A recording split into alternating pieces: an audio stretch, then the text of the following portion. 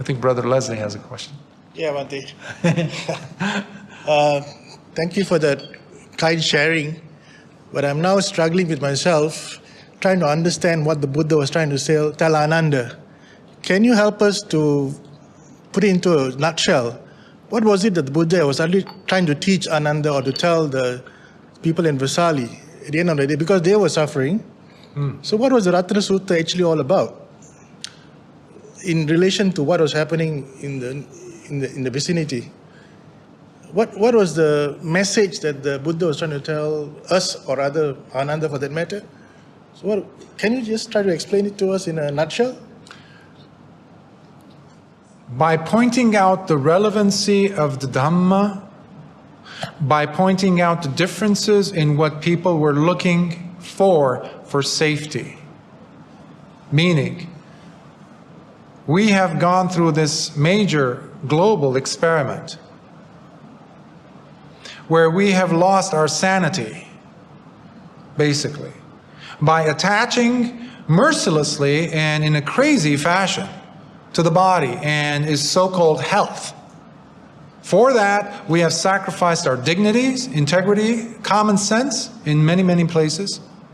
Families are now far distant from each other, emotionally, disconnected in some cases, because of the adherence to what they thought they should be doing, for the sake of fear, panic, delusion, basically. That's what was happening in Vesali. I wasn't there, but having read enough suttas to have an idea about Venerable Ananda and how he was very of an empathetic type. He was an empath, but he also loved working with people. He loved being a liaison between people and the Buddha. So he was too far leaning into the world. I'm mentioning Venerable Ananda because you specifically asked what was his intention, Lord Buddha's. Lord Buddha, as a very, very good teacher, the greatest of teachers in my book, being the way he was, so compassionate, he never worked with just one intention in mind. It's always, always, always, however you look at it, it's multifaceted. And that is a good hallmark of a good or a great teacher. They never go from A to B to C to D. It's not linear. It is non-linear. They work on multi-levels. So he was also teaching Ananda something.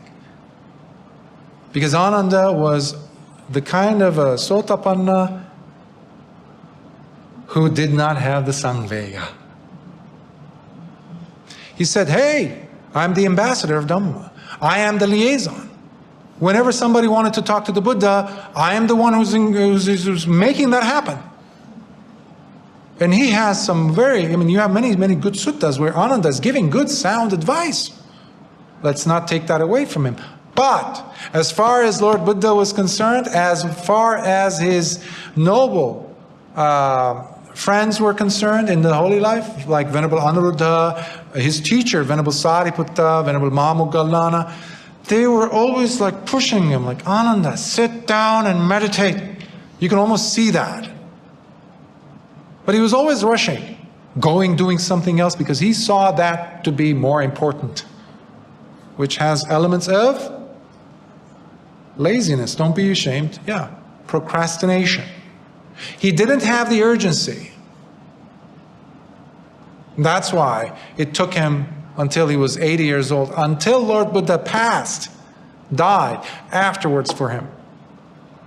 So as far as the message goes, as I've mentioned several times today, it is about the Arya Savakas, the true jewel. Specifically, you do have the mention of the other two jewels, yes. The Buddha and the Dhamma, yes. He mentions it in the beginning verses, yes. But as you saw, he is breaking it down to the essential parts of what is a Sotapanna. What does it mean? And if you notice, he doesn't talk about that much about at all, actually, about the once returner or the non-returner. He talks about the Sotapanna and the Arahant, if you noticed. So many of the verses were talking about the Sotapanna. That is how much emphasis Lord Buddha wanted to place when he said, at the very least, I would love for you to attain Sotapatti. At the very least. Because that guarantees that you will never, ever, ever visit the lower realms. What a beautiful gift. And if you owe anything to Lord Buddha, it's that. Every one of us owes. If we owe anything, is to make ourselves Sotapannas. That is how you can start repaying Lord Buddha. Go ahead. That is the challenge. Do it. That is the main message here. Is it doable? Absolutely.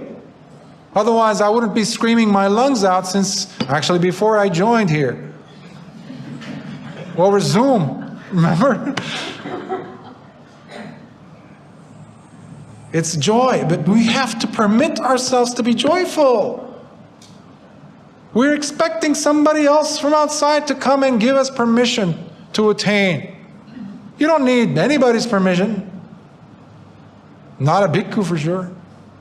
The reason why a bhikkhu exists is first and foremost to attain that very same state that I'm urging you to, meaning Sotapanna. If my objective as a bhikkhu is not to attain that I am eating the food of the good, hardworking lay people for naught. It's in vain. I must deserve the food that is given to me. The four requisites, the roof over my head, the medicine, the robes. That is the attitude with which every bhikkhu should abide by. This world will be a wonderful place, and the sasana's life will be extended, for sure. But you don't have to wait for the bhikkhus to actually have this life transformative decision. Do it yourself. Taste it yourself. Lord Buddha did not say, well, this is only for the bhikkhus. Oh, no, no, no, no, no. The majority of the three category of awakened ones, Arya Savakas, were lay people, you know. Bigger in numbers. Most of the white-clothed upasakas and upasikas who were there, they were Arya Savakas. Lay disciples. Not bad, huh?